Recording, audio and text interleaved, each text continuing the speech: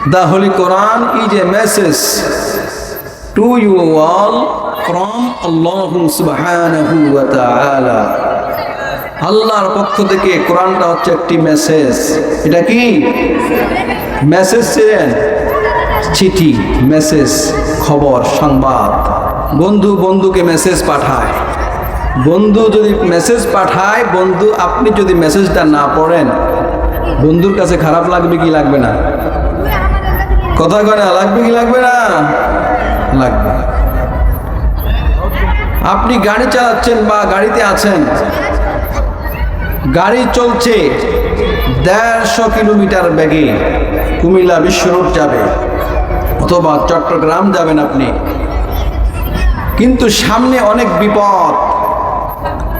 ডাকাতের দল অস্ত্র শস্ত্র নিয়ে, আপনার গাড়িতে অনেক মূল্যবান সম্পদ আছে, সোনা গয়না টাকা পয়সা আছে, ডাকাত ওখানে অপেক্ষমান।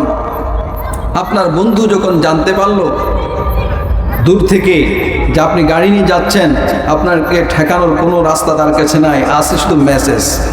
মোবাইল আছে, মোবাইলে মেসেজ পাঠালো, মেসেজে সিগন্যাল বেজে উঠলো, কিন্তু আপনি ফলো করলেন না, কেয়ার করলেন না। কেয়ার করতে না দেখে বন্ধু দেখলো যে বন্ধু তো বিপদে পড়ে যাবে, এবার কল দিল সরাসরি মোবাইল নাম্বারে, তাও আপনি রিসিভ করলেন না। আপনার গতি তো চলছেই, আপনি প্রতি মুহূর্ত এখন আপনি ডাকাতের দলের দিকে বুঝছেন, ঠিক না?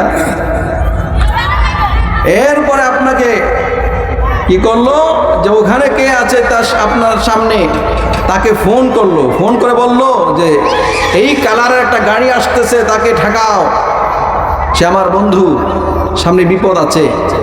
তারা হাত তুলে আপনাকে ঠেকাবার চেষ্টা করলো, আপনি তাও কেয়ার করলেন না। কেয়ার না করে আপনি চলে গেলেন, যাওয়ার পরে ডাকাতের দলের সামনে পড়ে গেলেন।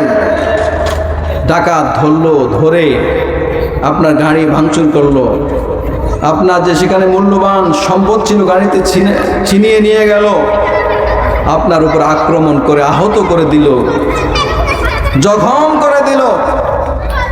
আপনি এবার মেডিকেলে বেডে শুয়ে আছেন, কাতরাচ্ছেন।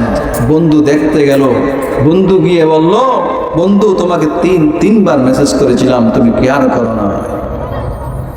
তখন বন্ধু বেডে শুয়ে বলল যে আমি তো আসলে ভুল করেছি।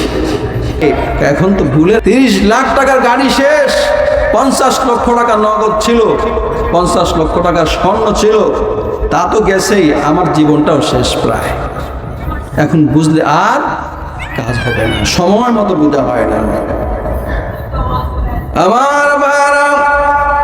আমার বন্ধুগণ, আল্লাহ রাব্বুল আলামিন আমাদের কাছে একটি মেসেজ পাঠিয়েছেন, মহাগ্রন্থ আল কোরআনুল কারীম। এই মেসেজ পাঠানোর পরেও আমরা সতর্ক হই নাই। আল্লাহ রাব্বুল আলামিন শুধু মেসেজ কোরআনই পাঠান না, পাঠিয়েছেন তার সঙ্গে আল্লাহর নবী সাল্লাল্লাহু। কোরআন মেসেজের সঙ্গে নবী পাঠিয়েছেন, কোরআন দিয়ে নবীজি সতর্ক করলেন, তাও আমরা গ্রহণ করলাম না। উলামায়ে কেরাম এসে আপনাকে বারবার সতর্ক করলো, তারপরও সতর্ক হলেন না। আমাদেরকে সতর্ক করলো, সতর্ক হলাম না। আজরাইল আলাইহিস সালাতু ওয়াস সালাম যখন আমাকে জান কবজ করে নিয়ে জাহান্নামের দিকে নিয়ে গেল, তখন আল্লাহ পাক রব্বুল আলামিন বলেন, বান্দারে তিনবার তোমাকে সতর্ক করলাম, তুমি সতর্কবাণী গ্রহণ করো নাই। তখন বান্দা বলবে, রব্বানা আখরিজনা না'মাল সালিহান গায়রাল্লাযী কুন্না না'মাল। তখন বান্দা বলবে, হে আমার রব, তখন তো বুঝতে পারি নাই, এখন আমাকে জাহান্নাম থেকে দুনিয়ায় পাঠায়া দাও। সেখানে গিয়ে আমি ভালো কাজগুলো করব, খারাপ কাজগুলো ছেড়ে দিব জীবনের জন্যে। চুরি করব না, ডাকাতি করব না, জেনা করব না, ব্যভিচার করব না, মিথ্যা কথা বলবো না, অপরের সম্পদ অপহরণ করব না, কাউকে কষ্ট দেব না, নামাজ ছাড়ব না, রোজা ছাড়ব না, রসুলের তরিকা ছাড়ব না, তোমার হুকুম মতো চলবো। এইভাবে আল্লাহর কাছে 1000 বছর পর্যন্ত আল্লাহর কাছে অ্যাপ্লিকেশন করতেই থাকবি। কয় হাজার? 1000 বছর পর্যন্ত। এই 1000 বছর আখিরাতের 1000, দুনিয়ার 1000 নয়। দুনিয়ার 50,000 বছরে আখিরাতের একটি বছর। মিকদারুহু 50 আলফ সানা। আখিরাতের একদিন হলো দুনিয়ার 50,000 বছর। এইভাবে হিসাব করে আখিরাতের 1000 বছর পর্যন্ত জাহান্নাম থেকে আল্লাহর কাছে দরখাস্ত করবে। একটা দরখাস্ত, সেটা হলো আল্লাহ দুনিয়াতে আমাকে পাঠায়া দাও, আমি ভালো হয়ে যাব। ওয়ালাম নুআম্মিরকুম মা ইয়াতাযাক্কারু ফীহি মান তাযাক্কারা ওয়া জাআকুমুন নাযীর। আল্লাহ পাক রব্বুল আলামিন বলবেন, বান্দা তোমাকে একটা হায়াত দান করেছি, 15, 20, 30, 40, 50, 60, 70, 80 বছর একটা হায়াত দান করেছি। যদি তুমি উপদেশ গ্রহণ করতে চাইতে সেখানেই করতে পারতে। এখন যত অ্যাপ্লিকেশন করো, দরখাস্ত করো, আমি আল্লাহর দরবারে দরখাস্ত মঞ্জুর হবে না। এভাবে প্রথম অ্যাপ্লিকেশন নাকচ করে দেওয়া হবে। এইভাবে 5টি অ্যাপ্লিকেশন করবেন জাহান্নামীরা। আমি এদিকে যাচ্ছি না। 5টি অ্যাপ্লিকেশন। 1 নম্বর অ্যাপ্লিকেশন সূরা ফাতিরের 37 নম্বর আয়াতের মধ্যে। 2 নম্বর অ্যাপ্লিকেশন আসছে সূরা আল মুমিনের 11 নম্বর আয়াত। 3 নম্বর অ্যাপ্লিকেশন করবে সূরা হামিম সাজদার 13 নম্বর আয়াত। 4র্থ নম্বর অ্যাপ্লিকেশন করবে, সেটা উল্লেখ রয়েছে সূরা নাহলের 44 নম্বর আয়াতে। সূরা ইব্রাহিমের 44 নম্বর আয়াতে। তারপরের 5ম অ্যাপ্লিকেশন রয়েছে সূরা আল মুমিনুনের শেষ পৃষ্ঠা। 5টা অ্যাপ্লিকেশন করতে 5,000 বছর চলে যাবে। 1000 বছর করে 5,000 বছর চলে যাবে। এরপর আল্লাহ পাক 5মবারে অ্যাপ্লিকেশন দরখাস্ত খারিজ করে দিবেন। খারিজ করে দিয়ে আর তার জবানটাকে বন্ধ করে দিবেন, যে জীবনে যেন আল্লাহর কাছে আর কথা বলতে না পারে। নাউজুবিল্লাহ মিন যালিক। এই জন্য আল্লাহ দেয়া এই মেসেজটা আমাদের গ্রহণ করার দরকার আসেনি। কখন? এখন না মৃত্যুর পরে? এখন। আমি যে আয়াতটি বলেছি সেই আয়াত সম্পর্কে আজকে মূল সংক্ষিপ্ত আলোচনা করব। সূরা বাকারার কয় নম্বর আয়াত? 208 নম্বর আয়াত। কয় নম্বর আয়াত? 208 নম্বর আয়াত। আজকে তাফসীর মিলাবেন আপনি, বাংলা তাফসীর আছে, ওখানে গিয়ে মিলাবেন ঠিক আছে কিনা। সূরা বাকারা কুরআনুল কারীমের সবচেয়ে বড় সূরা। সূরা বাকারা কয়টি সূরা আছে কুরআনের মধ্যে? কয়টি সূরা? 114টি। এই আয়াতের মধ্যে আল্লাহ সুবহানাহু ওয়া তাআলা বলেন, ইয়া আইয়ুহাল্লাযীনা আমানু দুখুলু ফিস-সিলমি কাফা। আল্লাহ পাক রব্বুল আলামিন আয়াতের মধ্যে বলেন, হে ঈমানদারেরা, যারা ঈমান এনেছো, তোমরা সিলমের মধ্যে ঢুকো। কোথায় ঢুকো? সিলম অর্থ হলো ইসলাম। সিলম অর্থ কি? কথার জবাব দেন। সিলম অর্থ হলো ইসলাম। হে ঈমানদারেরা, তোমরা ইসলামের মধ্যে প্রবেশ করো। ঈমানদারদেরকে বলেছেন। এই আয়াতটি হলো স্পেশালি মুমিনদের জন্য। কোরআনের মধ্যে অনেক আয়াত আছে যা ব্যাপকভাবে মুমিন এবং কাফের, মুসলিম অমুসলিম, সকল ধর্মের সমস্ত মানুষকে লক্ষ্য করে বলা হয় ব্যাপক আয়াত, আম আয়াত। এটা হলো খাস স্পেশাল আয়াত। এই আয়াতের ভেতরে আল্লাহ রাব্বুল আলামিন শুধুমাত্র মুমিনদেরকে লক্ষ্য করে বলেছেন, হে ঈমানদারেরা, তোমরা ইসলামের মধ্যে প্রবেশ করো পরিপূর্ণভাবে। আমার বন্ধুগণ, ঈমান হলো তিনটি কথার সমন্বয়। তিনটি কথার সমন্বয় হলো ঈমান। কয়টি কথা? এক নাম্বার হলো আত-তাসদীকু বিল জিনান, অন্তর দিয়ে বিশ্বাস করতে হবে, এক নাম্বার। দুই নাম্বার হলো আল ইকরারু বিল লিসান, জবান দিয়ে স্বীকার করা। তিন নাম্বার হলো আল আমালু বিল আরকান, আমল দিয়ে বাস্তবায়ন করা, হাত অঙ্গ প্রত্যঙ্গ দিয়ে বাস্তবায়ন করা। এই তিনটি জিনিসের সমন্বয় হলো ঈমান। কয়টি জিনিস? কিছু জিনিস শিখে যান। এই আয়াতের তাফসীর, এই আয়াত প্রত্যেক মুসলিম নরনারীর জন্য শিক্ষা গ্রহণ করা, আমল করা ফরজে আইন। ফরজে আইন, ফরজে আইন হলো প্রত্যেকেই করতে হবে এটা। যেমন ভাত খাওয়া আপনার জীবন ধারণের জন্য প্রত্যেকের জন্য অতীব জরুরি। একজনের খানা আরেকজন খেলে হয় না, এটাকেই বলা হয় ফরজে আইন। অন্য আদায় করলে আমার আদায় হয় না, এটাকে বলা হয় কি? ফরজে আইন। অন্যজনের ভাত খাইলে কি আপনাকে পেট ভরবে? ভরবে না। সুতরাং আপনারই খেতে হবে, আপনার জীবন ধারণের জন্য আপনাকেই খেতে হবে।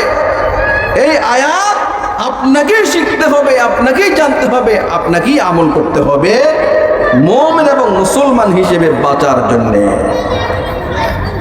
আমার বন্ধুগণ, আল্লাহ রাব্বুল আলামিন এই জগতের জন্য দুইটা আইন দিয়েছেন। কয়টা আইন বলতে হবে? কয়টা আইন? আমার সঙ্গে একটু হেল্প করেন, হেল্প। একটি আইন হলো law of nature, law of environment, প্রাকৃতিক আইন, প্রকৃতির জন্য আইন।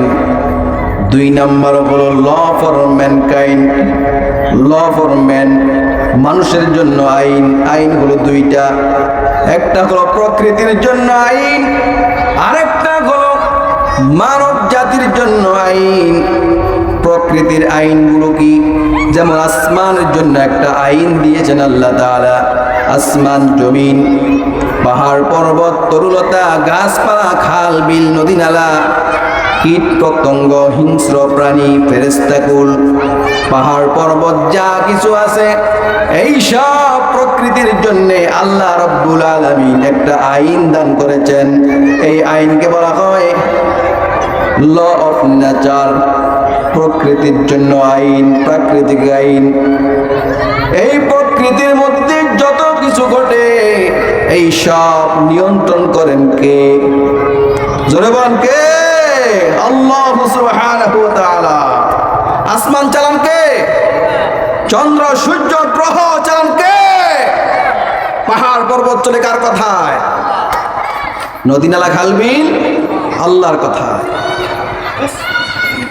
বিশাল সমুদ্র, প্রশান্ত মহাসাগর, গোটা পৃথিবীর 1/3, 3 ভাগের 1 ভাগ, গোটা পৃথিবীর 3 ভাগের 1 ভাগ হচ্ছে প্রশান্ত মহাসাগর। সবচাইতে বৃহৎ জলাশয়, 18 কোটি বর্গ কিলোমিটার, বিজ্ঞানীরা এটা মেপেছে। এই সাগর, খাল বিল, নদী নালা, আসমান, জমিন, সব কিছুর জন্য আল্লাহ রাব্বুল আলামিন একটা আইন দিয়েছেন। আসমান আইন মানে কার? কথা কয় না। জমিন আইন মানে কার? পাহাড় পর্বত আইন মানে কার?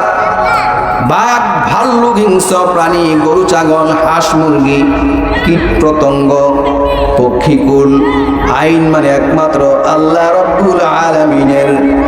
এই প্রকৃতি আর কারো আইন মানে না।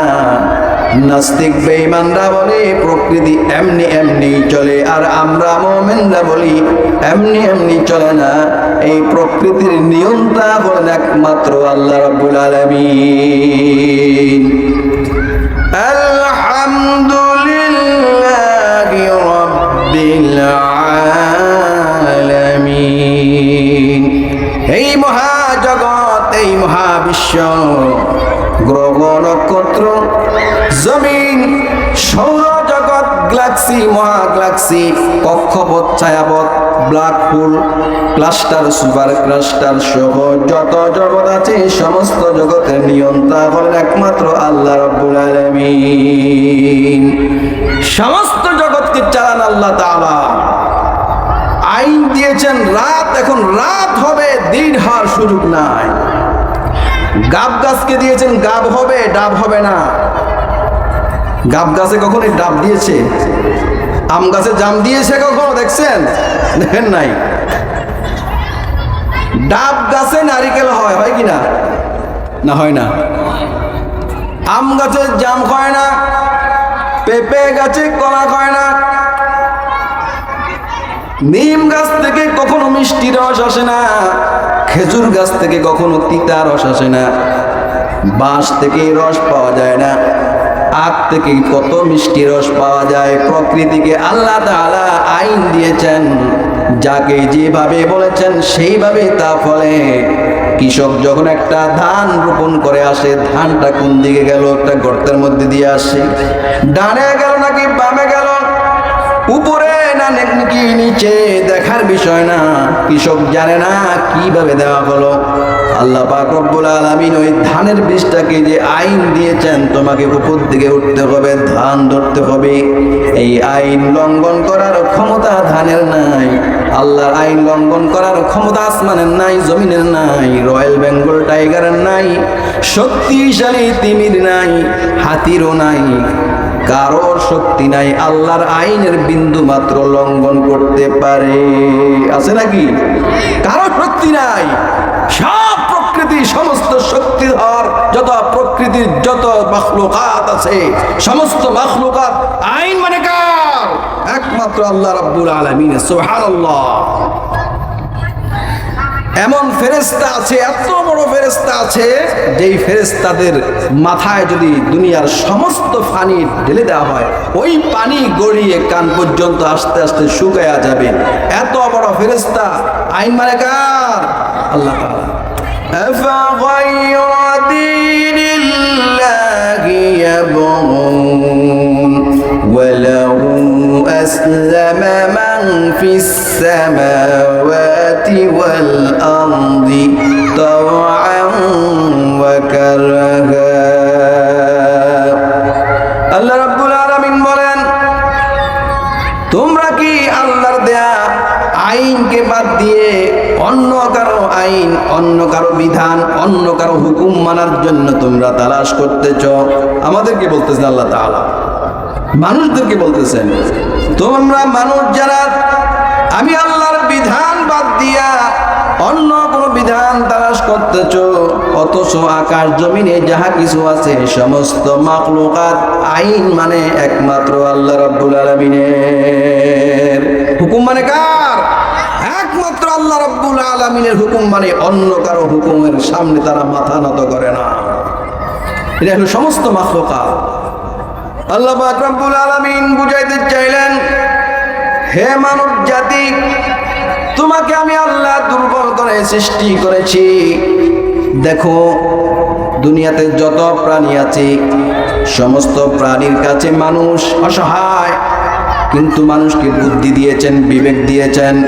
দেখো চতুর্দিকে তাকায়া দেখো, এবং তোমার নিজের বডির মধ্যে তাকায়া দেখো।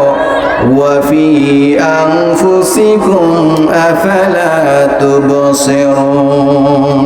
তোমার নিজের বডির মধ্যে তাকিয়ে দেখো, তোমার যে মাথার চুল আছে ওই চুলগুলো তুমি সার কীটনাশক দাও বা না দাও চুল বড় হয়, কিন্তু ভ্রুগুলো বড় হয় না, চোখের পাতাগুলো ওইভাবে বড় হয় না। হয় নাকি? হয় না। যেভাবে দাঁত বড় হয়, একটা সময় সে দাঁত স্টপ হয়ে যায় আল্লাহর হুকুমে। দেখুন অঙ্গ প্রত্যঙ্গগুলো আল্লাহর হুকুমে চলে।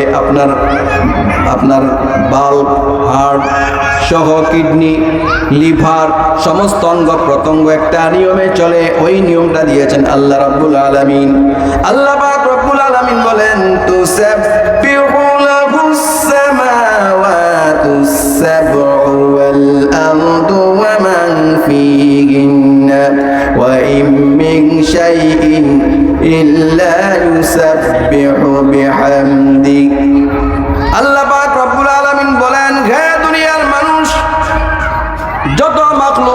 আছে আসমানে এবং জমিনে, আসমান আর জমিন এবং যা কিছু আছে তার মাঝে সমস্ত মাখলুকাত আমি আল্লাহ রব্বুল আলামিনের প্রশংসা করতে থাকে। সুবহানাল্লাহ।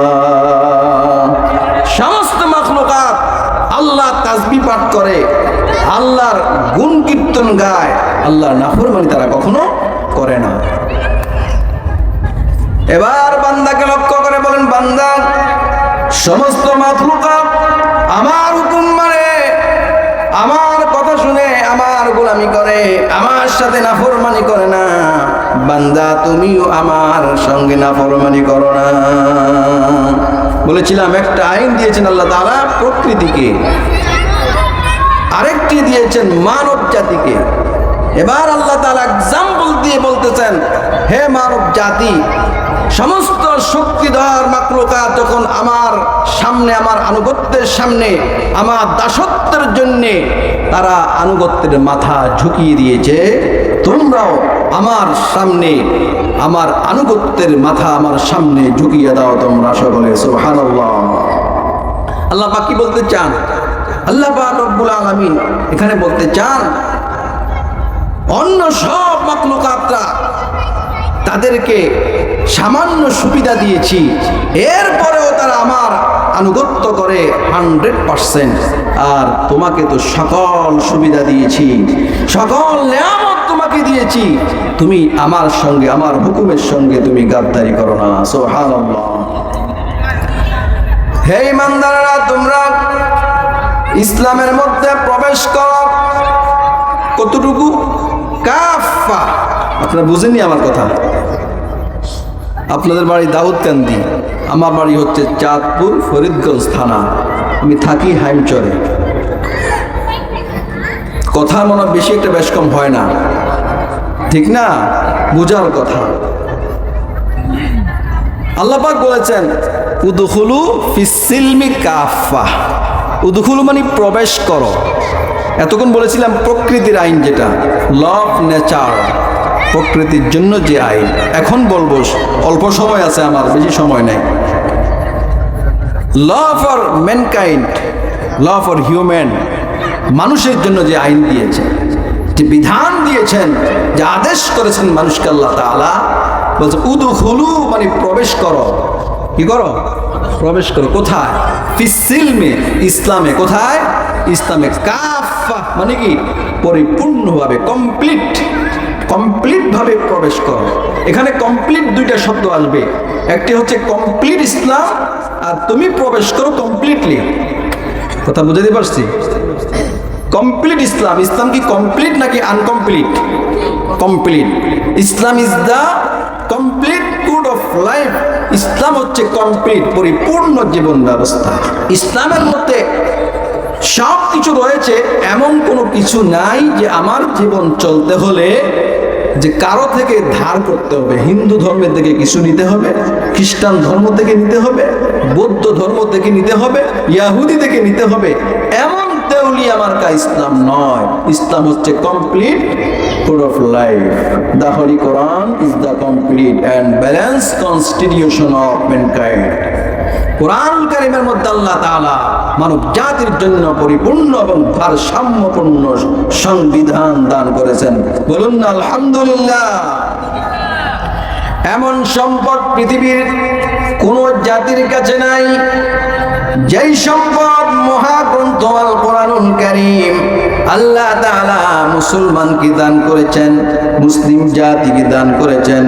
এই কোরআনুল কারীমের মধ্যে আপনার জন্ম থেকে কবর পর্যন্ত, রান্নাঘর থেকে একেবারে জাতিসংঘ পর্যন্ত, আপনার জীবনের প্রত্যেকটা কদমে কদমে যেই বিধিবিধান লাগবে আল্লাহ তাআলা সব কিছু আমাদের জন্য কোরআনের মধ্যে দান করে দিয়েছেন। সুবহানাল্লাহ। সব কিছু আছে না নাই? সব কিছু আছে। আল্লাহ পাক বলেন কমপ্লিট ভাবে ঢুকো। ইসলাম যেহেতু কমপ্লিট, তুমি ঢুকো কমপ্লিট।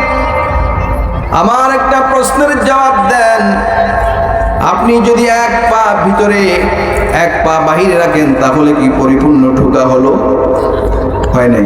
আপনি ঘরে ঢুকতে লইছেন, এক পা বাহিরে এক পা ভেতরে, আপনার পরিপূর্ণ ঢুকা হয় নাই।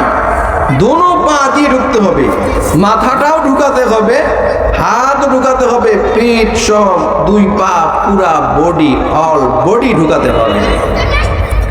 বডি ঢুকাতে হবে, তার সঙ্গে সঙ্গে আপনার মন মেজাজও ঢুকাতে হবে, ঠিক না? আপনাকে যদি জোর করে জেলখানায় ঢুকিয়ে দেয়, পুরা বডিটা ঢুকাইয়া দিল, কিন্তু আপনি জেলখানা থাকতে মন চায় না, চায় নাকি?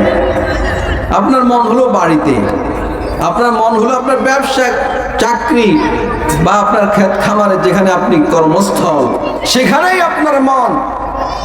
কিন্তু আপনাকে জোর করে জেলখানায় ঢুকিয়ে দেওয়া হলো, আপনার মন সেখানে নাই, আপনার বিশ্বাসও সেখানে নাই, সেটা আছে কর্মস্থলে। তাহলে এই ঢোকা হলো না। আপনার হাত পা, কর্ণ, নাসিকা, জিহ্বা, মাথার ব্রেন, চক্ষু, সব অঙ্গ প্রত্যঙ্গ নিয়ে চিন্তা ভাবনা, আপনার আদর্শ, আপনার সংস্কৃতি, আপনার কালচার, আপনার ব্যবসা বাণিজ্য, ক্ষেত খামার, চাকরি বাকরি সহ যা কিছু আছে, আল্লাহ পাক বলেন সব কিছু নিয়ে পরিপূর্ণ ইসলামের মধ্যে পরিপূর্ণভাবে দাখিল হয়ে যাও। কথা বলে ঠিক না ঠিক? পরিপূর্ণ, এটা হলো পরিপূর্ণ ঢুকা। আল্লাহ পাক বলেন ইয়া আইয়ুহাল্লাযীনা আমানু দুখুলু ফিস-সিলমি কাফা। হে ঈমানদাররা, তুমি যখন সকালে ঘুম থেকে উঠো, ওই উঠাটাকে ইসলামী বানাও। যখন তুমি ওযু করতে যাও, ফ্রেশ হতে যাও, সেটাকেও ইসলামী বানাও। তোমার ইস্তেঞ্জাকে ইসলামী বানাও। ইস্তেঞ্জাকে ইসলামী বানানোর তরিকা আছে না নাই? ইস্তেঞ্জা সুন্নাত আছে না নাই? ইস্তেঞ্জাকেও ইসলামী বানাও, এটাকে অনিসলামী করো না। অনিসলামী করো, ইসলামের তরিকার বাহিরে যেটা সেটাই করো অনিসলামী। এরপরে যখন তুমি ফ্রেশ হয়ে আসো সকালবেলায়, তখন তুমি আল্লাহর জন্য দাঁড়ায় যাও, ওই সময়টাকেও তুমি ইসলামী বানাও। এরপরে যখন তুমি নামাজ আদায় করলা, এবার অফিসের জন্য প্রস্তুতি গ্রহণ করবে, নাস্তা খাবে, নাস্তাটাকেও তুমি ইসলামী বানাও। নাস্তার মধ্যে ইসলামী আছে না নাই? রাসূলের তরিকায় হালাল উপার্জন দিয়া তুমি তোমার নাস্তাটা করো। এরপরে তুমি যখন পোশাক পরিধান করে অফিসের দিকে যাবে, সেই পোশাকটা তুমি ইসলামী বানাও। তোমার দাড়ি, চুল, মুছ, হাতের নখ সহ পায়জামা, তোমার প্যান্ট, পাঞ্জাবি, সব কিছু তুমি ইসলামী বানাও। তোমার পায়ের টাকলোর নিচে যেন তোমার জামাটা এবং পায়জামা লুঙ্গিটা না পড়ে, এটা হলো ইসলামী। টাকলোর নিচে পড়লেই অনিসলামী। কথা বুঝে আসছে? আমি আপনাকে এই সিরিজটা দিয়ে আমি এখান থেকে বিদায় নেব। আল্লাহ তাআলা পরিপূর্ণভাবে ঢুকতে বলেছেন। কিভাবে? আমার ভাইরা, আল্লাহ পাক বলেন তুমি ক্ষেত খামারে যাবা, সেখানেও ক্ষেত খামারে তুমি সেখানেও ইসলামী বানাও। তোমার জমিন কাটতে কাটতে তোমার ভাইয়ের আইল কেটে তুমি দখল করে নিও না। দখল করলে হবে অনিসলামী, ঠিক না? আইল কাটেনি আপনার দেশে? আমগো দেশে আছে। পরে 10 বছর 20 বছর পর জমি মাপলে দেখা যায় জমি একটা ছোট একটা বড় হয়ে গেছে। যে জমিটা ছোট হয়ে গেছে ওই বেচারা বাড়ি থাকে না, বর্গা দিয়ে রাখছে। এরকম আছে না? হয় না? তোমার জমি চাষাবাদকে ইসলামী বানাও। আমার ভাইরা, আমার বাবাজিরা, আমার মা বোনেরা, কান পেতে শুনতে হবে। আল্লাহর কোরআনের আয়াতের তাফসীর সূরা বাকারার 208 নম্বর আয়াতের তাফসীর শুনো। তোমার ক্ষেতে তুমি যখন কাজ করতে যাও, সেই কাজের মধ্যে ফাঁকি দিলে ইসলামী হয় না। যথাসাধ্য ডিউটি পালন করো। তুমি যখন অফিসে যাও, সেখানেও ইসলামী তরিকায় অফিস আদালত করো। যখন তুমি ব্যবসা বাণিজ্য করবে, সেখানেও ইসলামী করো। যখন তুমি বিবাহ করবে, বিবাহ ইসলামী বানাও। উদখুলু ফিস-সিলমি কাফা। বিবাহ শাদী ইসলামী করো। বিবাহ শাদীতে রাসূলের তরিকা আছে না নাই? আসেনি? বিবাহ শাদী করেছ, স্ত্রীকে ইসলামী তরিকায় রাখো। সন্তান হয়েছে, সন্তানকে ইসলামী তরিকায় বানাও, নাম রাখো। আছে না নাই? সন্তান যখন জন্মগ্রহণ করে তার কানে আওয়াজ দাও আল্লাহু আকবার। দেননি আপনারা? বাচ্চার কানে পৃথিবীর শব্দ, যে কোনো শব্দ ঢুকার আগে তুমি শুনায়া দাও আল্লাহ, আল্লাহর সমান কেউ নাই, আল্লাহর থেকে বড় কেউ নাই। শুনায়া দাও আল্লাহু আকবার, আল্লাহু আকবার।